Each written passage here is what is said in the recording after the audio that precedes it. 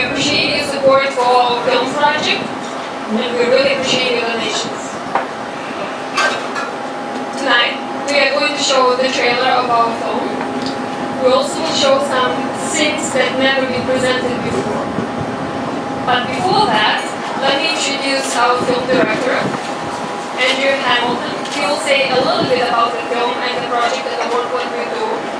And another speaker for tonight is going to be Pavel Ходорковский.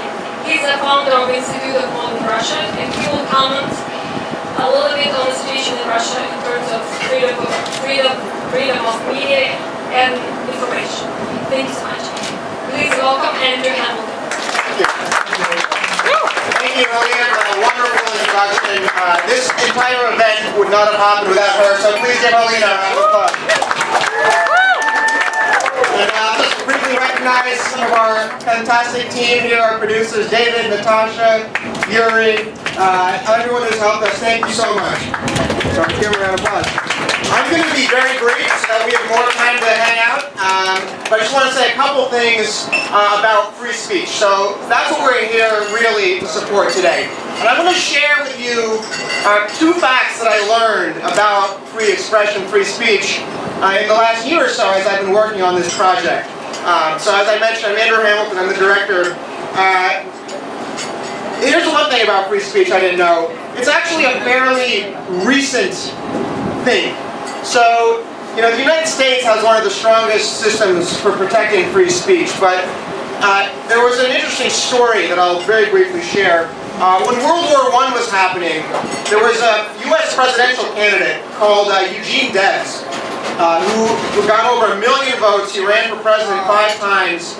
And even though this was more than a century after the Bill of Rights was adopted, guaranteeing free speech, he was actually sentenced to 10 years in prison simply for criticizing the war. So just think about that. Just for giving a speech in which he said that he essentially said that he opposed the American involvement in World War I.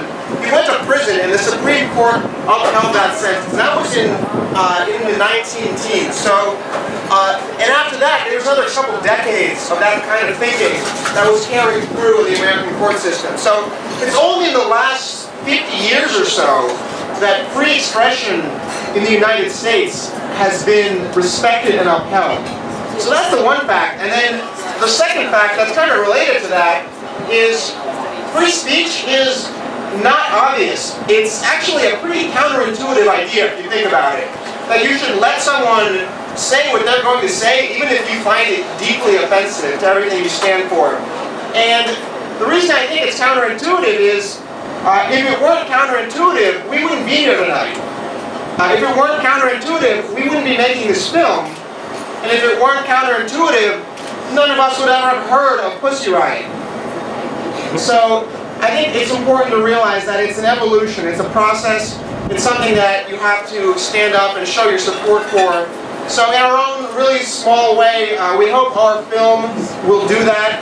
It's called The Russian Dream. I think you've all come out to show your support, and we're very grateful for that. So we kind of went around Russia and the United States for a month.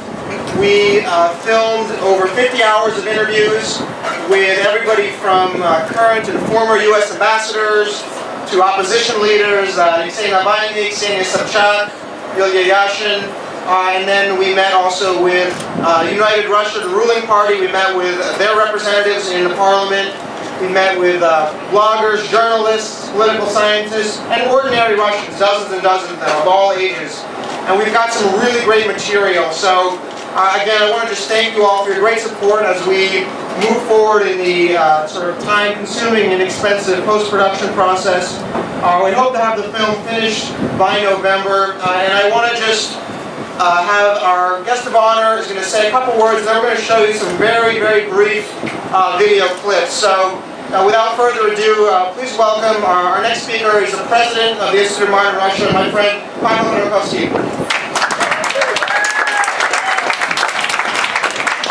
Good evening.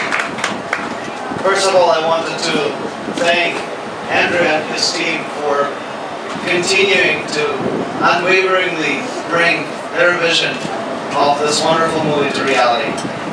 When I first got introduced to this project, that I thought that it was going to be a fantastic opportunity to carry out the ideas of freedom of information and freedom of speech. And why do I say that?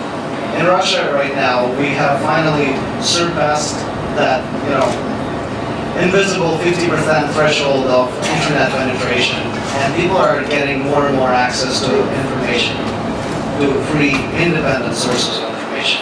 But that information is sort of pull type of information. You need to know what you're looking for. You need to constantly be requesting info on what's going on in your country. It's also very much impersonal. Film, on the other hand, is a great medium to deliver in-person ideas, to deliver what the subjects of the Russian dream really think. And ultimately, it will help the Russian society make their decisions going forward. What's going on right now is we have beginnings of very important grassroots movement. There are going to be a number of local elections held over the course of the next 2.5 years, preceding the next parliamentary elections. And those local mayoral governor elections will determine the face of the Russian opposition heading into the parliamentary elections. And I hope that by watching this movie, people will get access to what their, hopefully, next generation of elected leaders really think. They will also get access to what the Russian officials and government officials currently in power think, what's their messaging. And I think that film is one of the best mediums of delivering that info. Also, on this side of the pond, this movie gives a wonderful opportunity for the U.S. society to get a glimpse of what the next crop of Russian leaders will look like, get acquainted with their ideas, and help exchange experience. It's not about funding the Russian opposition, which is the messaging that Putin's government so often tries to push through, saying that the opposition is not local, that it has been transplanted and paid for by the State Department. So it's not about that. It's not about funding the opposition, it's about exchanging experience. And I think that by introducing the people that Andrew has interviewed in his film, the U.S. society will have a much better understanding of who they need to talk to in the next 2.5 years to ensure that ultimately Russia is guided back to the principles of democracy. Also, on a very important note, I should say that since Andrew took care to interview the U.S. representatives like Professor Fry and Ambassador Michael Cole, Russians will have an opportunity to listen to what their unfiltered, non-propaganda modified messaging really is. And that will help counter the anti-American propaganda that's so commonplace, unfortunately, in Russia. So I'm very happy because having lived in this country for 9 years, I share the ideals of the American brand of democracy, and I do think that the exchange between the two countries needs to take place. So I'm very grateful that this movie will present an opportunity for the Russians to get to understand what the American brand of democracy and the ideas presented by its people really stand for. So thank you again, and I wish this movie the best of success. Thank you very much, Pavel. I'm going to now just show you 3 very short videos. First one is our trailer, you may have seen already. The second one is going to be in Russian, and I will then translate after the fact. It's just a short snippet from one of our interviews. And then the final video will be a brief excerpt from one of our English interviews. So we're going to roll that in just about 20 seconds.